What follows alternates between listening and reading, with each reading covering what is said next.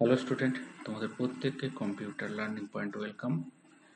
আজ class 11-এর computer application semester 1-এর একটি model set নিয়ে আলোচনা করব।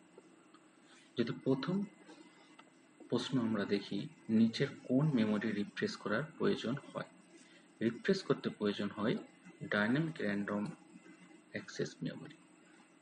DRAM-কে আমরা রিফ্রেশ করতে প্রয়োজন হয়। নিচের কোনটি ডি মর্গানের সূত্র? ডি মর্গানের সূত্র হচ্ছে a প্লাস বি তার বার সমান a বার ইন্টু বি বার।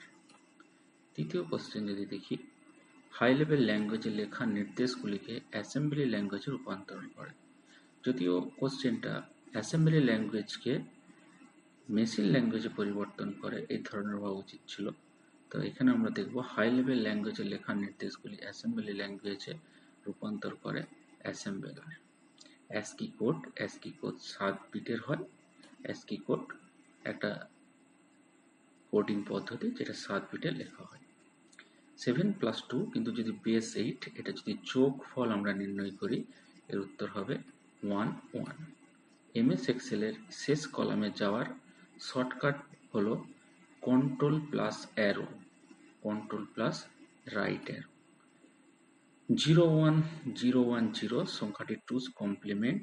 এই টুস কমপ্লিমেন্ট যদি আমরা করি, যদি নিয়ম আছে ফার্স্ট কমপ্লিমেন্ট প্লাস 1 তার সাথে যোগ, কিন্তু যদি আমরা একটা শর্টকাট মেথড করি যে বাম দিক থেকে যাব, যতক্ষণ না 1 পাই ততক্ষণ লিখে যাব।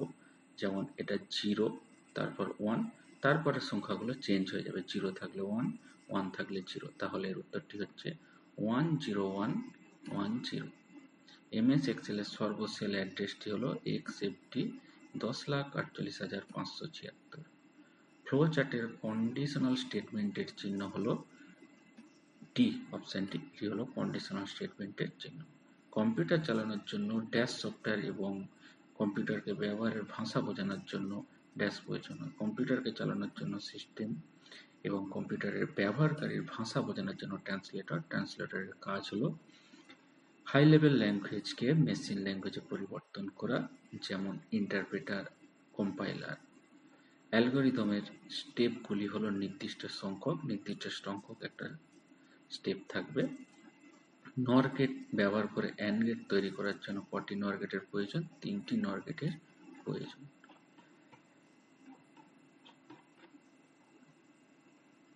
র্যামকে নন ভোলাটাইল মেমোরি বলা হয় এবং বিদ্যুৎ সংযোগ বিচ্ছিন্ন হলে র্যামের তথ্য মুছে যায় না।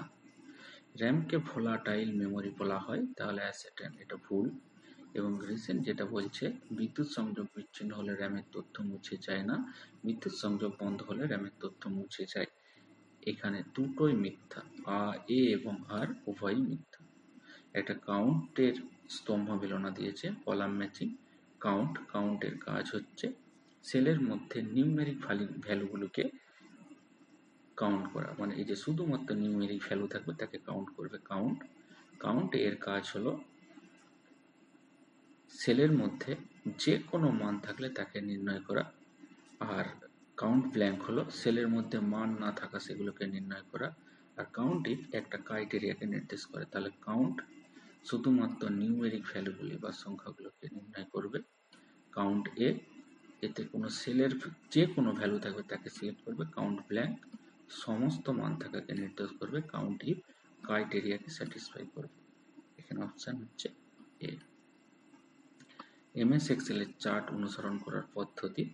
MS এক্সেল এর চার্ট যদি করতে হয় তাহলে প্রথমে আমাদের তথ্যের উপর ভিত্তি করে চার্ট তৈরি করতে হবে এবং ওয়ার্কশিটে ডেটা রেঞ্জ সিলেক্ট করতে হবে।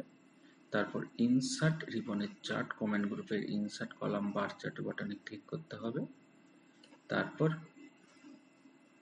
কলাম এবং বার চার্টের যে লেআউট প্রদর্শিত হবে সেখান থেকে নির্দিষ্ট লেআউটে ক্লিক করতে হবে। সেই প্রদর্শিত লেআউট থেকে একটি নির্বাচন করলেই লেআউট বা বার গ্রাফ ইনসার্ট হবে। ইনহেরিটেন্সের কথার অর্থ হলো অন্যের বৈশিষ্ট্য নিজের ধারণ করে, অর্থাৎ ইনহেরিটেন্স একটা অবজেক্ট ওরিয়েন্টেড প্রোগ্রামিং এর একটা বৈশিষ্ট্য। সেই ইনহেরিটেন্স যে অন্যের বৈশিষ্ট্য নিজে ধারণ করে। অ্যালগরিদমের রান টাইমের সর্বোচ্চ হলে তাকে বলা হয় ওয়ার্স্ট কেস। ওয়ার্স্ট কেস হচ্ছে সর্বোচ্চ, যেখানে বি নোটেশন দ্বারা প্রকাশ করা হয়। নেম বক্সে কোনটি দেখা যায়? নেম বক্সে সেল অ্যাড্রেস দেখা যায়। নেম বক্স যেখানে ফাংশন বক্সের বাঁ দিকে থাকে সেখানে সেল অ্যাড্রেস দেখা যায়। 19 নম্বর কোশ্চেন, গুগল শিট হলো বর্তমানে বিনামূল্যে জনপ্রিয় স্প্রেডশিট অ্যাপ্লিকেশন। ঠিক। গুগল শিট গুগল ক্রোম ছাড়া সমস্ত ব্রাউজারেই অ্যাক্সেস করা যায়, এটিও ঠিক। তাহলে এখানে উভয় সত্য। এক্সক্লুসিভ ওয়ার গেট, যার ফাংশন হলো এ বার বি প্লাস এ বি বার, যেটা আমরা অ্যান্ড গেট, অর গেট এবং নট গেট দ্বারা প্রকাশ করতে পারি। স্তম্ভ, যেটা কলাম ম্যাচিং। ইন্টারপ্রেটারের কাজ হলো মেশিন ও হাই লেভেল ল্যাঙ্গুয়েজ। ইন্টারপ্রেটারের কাজ হলো সোর্স কোডকে সরাসরি মেশিন কোডে রূপান্তরিত করা। হাই লেভেল ল্যাঙ্গুয়েজ হলো C plus plus. Assembly language হলো মেশিন ল্যাঙ্গুয়েজ এবং হাই লেভেল ল্যাঙ্গুয়েজের একটি মধ্যবর্তী ভাষা। আর লো লেভেল ল্যাঙ্গুয়েজ হলো একটি মেশিন ল্যাঙ্গুয়েজ। ডি, গ্রে কোডকে আমরা রিফ্লেক্টিং কোড বলবো এবং XS3 কোডকে সেলফ কমপ্লিমেন্টারি BCD কোড বলা হয়।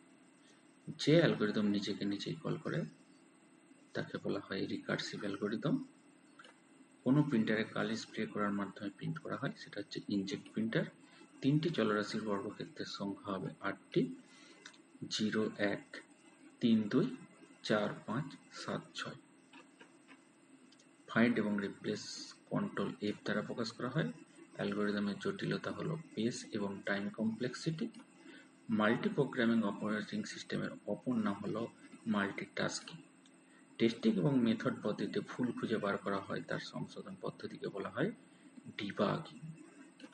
সমস্যার সমাধান বলতে এখানে একটি স্টেটমেন্ট এবং স্টেটমেন্ট বি দিয়েছে। সমস্যার সমাধান বলতে একটি সমস্যাকে চিহ্নিত করা, সেটি বিশ্লেষণ, তার উপর অ্যালগোরিদম তৈরি, তা প্রয়োগ করে কম্পিউটারকে প্রোগ্রাম তৈরিকে বোঝায়। এই কারণে সমস্যার সমাধানের জন্য এক্সেল প্রোগ্রাম ব্যবহার করি। এখানে যেটা আমরা দেখতে পাচ্ছি, স্টেটমেন্ট এ সত্য কিন্তু স্টেটমেন্ট বি মিথ্যা। সমস্যাকে চিহ্নিত করে সেটি বিশ্লেষণ করে অ্যালগোরিদম তৈরি করা হয়, কিন্তু আমরা এক্সেলের মাধ্যম প্রোগ্রামে ব্যবহার করি না। তাহলে অপশন সি সঠিক। MS এক্সেলে কোন অপশনে গোলসিক পাওয়া যায়? ডেটা রিবনের ডেটা টুলস কমেন্ট গ্রুপের হোয়াট ইফ অ্যানালাইসিস অপশনে দেখতে। নিচের কোনটি সঠিক? সোর্স কোডকে ট্রান্সলেটর অবজেক্ট কোডে পরিবর্তন করে। কোনো নির্দিষ্ট কাজ সম্পাদনের পর নির্দেশের সমষ্টিকে বলা হয় প্রোগ্রাম। ট্রান্সলেটরের উদাহরণ হলো কম্পাইলার, ইন্টারপ্রেটার, অ্যাসেম্বলার। সবকটায় MS এক্সেলে পেজ লেআউট রিবনের থিম কমেন্ট গ্রুপে নিম্নলিখিত কোনটি থাকে না? সেটা হলো ফিল্টার থাকে না। কালার, এফেক্ট, ফন্ট এবং থিম এটা পেজ লেআউট রিবনের থিম কমেন্ট গ্রুপে থাকে। ফিল্টার থাকে হোম রিবনের এডিটিং কমেন্ট গ্রুপে। এরপর কোনো একটা সেট নিয়ে পরে আলোচনা করব।